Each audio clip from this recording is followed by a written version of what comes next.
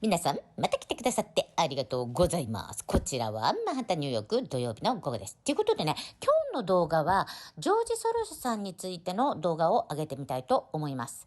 最初ね、私もジョージ・ソロスっていう人はもちろんユダヤ人で、ホロコーストを経験した、逃げてきた人ですよね。そのホロコーストの中を獣医師の家族と一緒に逃げて、ここまで成功した人なんですけど、というバックグラウンドがあるから、私はこのハマスのテロが、イスラエルに対してのテロがあった時に、一体ジョージ・ソロス何してるの？こんなにお金があるのに、もう軍隊の一つでも作れるお金あるじゃんと思って、何してるんだろうとか言って、いろんなところで、こういう人たち何してるのよって乗っけてたんですね、コメントを。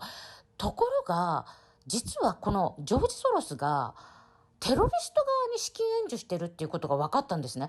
それで私もすっごいびっくりして、どういう意味全然分かんない。こんな自分がホロコーストで、ユダヤ人を根絶やしにしてやれって言われる中で、ハンガリーから逃げていったんですよね。イギリスに逃げていって、そして最終的にアメリカに来たのに、同じこと自分がそっちに資金援助するのと思ってすごい驚いてたんですけど、私本当にこの人の、目的というのがわからなくて、ずっと、なんでこんな、アメリカをめちゃめちゃにすることだけアメリカにいながらにしてるんだろうって思ってたんですけど、今日はそれに関してイーロンさんが答えを出してくれたので、まずはフォックスの方のニュースから見てください。どうぞ。George Soros funds the Open Society. The Open Society gives $15 million to these groups that are protesting on behalf of Hamas. As you look at the Open Society and George Soros, this is what confuses me. I don't understand what he wants. What kind of world does he want to live in? Well, I would start with the irony in that anyone that has criticized Soros, including me, has been told they're anti-Semitic for daring to criticize the guy or pointing anything out. And we now have direct evidence of him funding anti-Semitic groups. And what is the media comeback? Is it anti-Semitic to point out his anti-Semitism? This actually is nothing new from Soros. He, back in 2007, wrote this op-ed, not necessarily praising Hamas, but criticizing the U.S. and Israel for not working for a democratically elected government. And, if you go back decades before that, Hamas's founding charter has a Jewish genocide as a principle. So there's no plausible deniability. And then, one last point is the liberal media has really salivated at any story where there's a racial or anti-Semitic angle. And we have 1,000 Charlottesville rallies out in the street every day in this country now against Jewish people, and no one seems to care. And I guess, so what is Soros's goal here? I think just chaos. I get asked that about the DAs, and as rational people, how do we really make sense of that? I don't think there is a way to. He's somebody who hates nation states. He hates any country that could have a cultural or religious identity, and he also borders. Yeah, that's why he pushes multiculturalism. So that's what I was going to say. Let's tease it out one step further with respect to his agenda. We know what he's doing. We know what he's funding. He doesn't want superpowers. He doesn't want borders. He doesn't want anybody standing out a utopian society. That's what the DAs are all about. That's what some of this conflict is about. That's where the chaos would get us in time, right? Pretty much too. And progressives, it's a constant theme. For whatever reason, they seem to think there's a lot of utility in chaos. It's very politically convenient, and if they can get change out of it. And if you look at these Palestine protesters, they're cut from an identical cloth as the Black Lives Matter people, as the Antifa people. It's really all the same people with a slightly different cloak on, I guess. Well, it seems like the chaos can bring you closer to the great transformation, which will bring you back to a failed set of ideas, which is Marxism. But it seems like that's where he wants to take the United States and the world.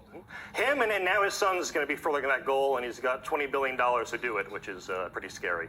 $15 million is not a small amount, but I imagine that amount is going to grow. And when I first saw that story on Friday, I said to myself, okay, here we go. Now the money is going to start pouring in. Once those numbers do swell, what happens? Well, it just gets worse. And the 15 million was just from 2016. So there's actually, tens of millions even before that. And it's all the same kinds of groups. They're not exactly household names, but they're just, anti-Israel, pro-Palestinian groups. One trick of his is, he will fund pro-Palestinian groups that claim to be Jewish people, like Jewish Voice for Peace, to try to just give this false appearance that even Jewish people are somehow against their own self-interest.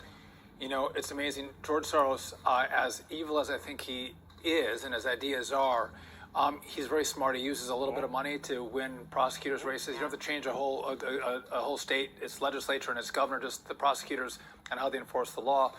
Universities, some of these groups, and you're starting to change the mindset of America. It has a huge impact. Huge impact, and not for the better. Yeah, I wish he was dumb, I will say. When Democrats talk about a threat to democracy, I would say don't look at Republicans, look at George Soros. All the big money today is Democrats, and they stopped caring about big money ever since that happened. So Now that they have it. Matt Palumbo, thank you for joining us. Thank you. In my opinion, he fundamentally hates humanity. That's my opinion. Really? Yeah.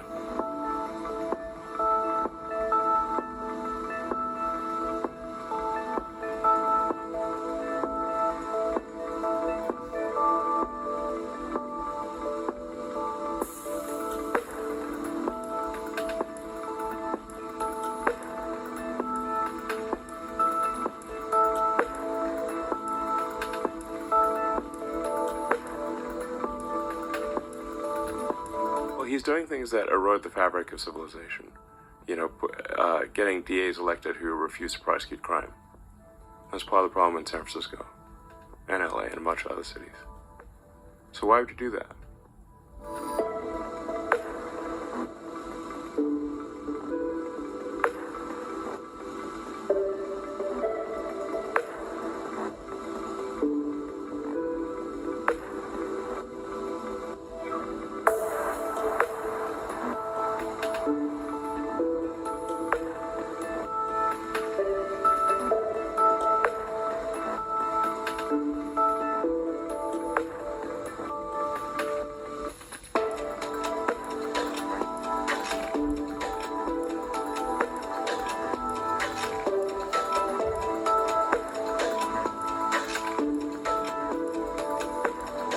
Soros realized that you don't actually need to change the laws, you just need to change how they're enforced.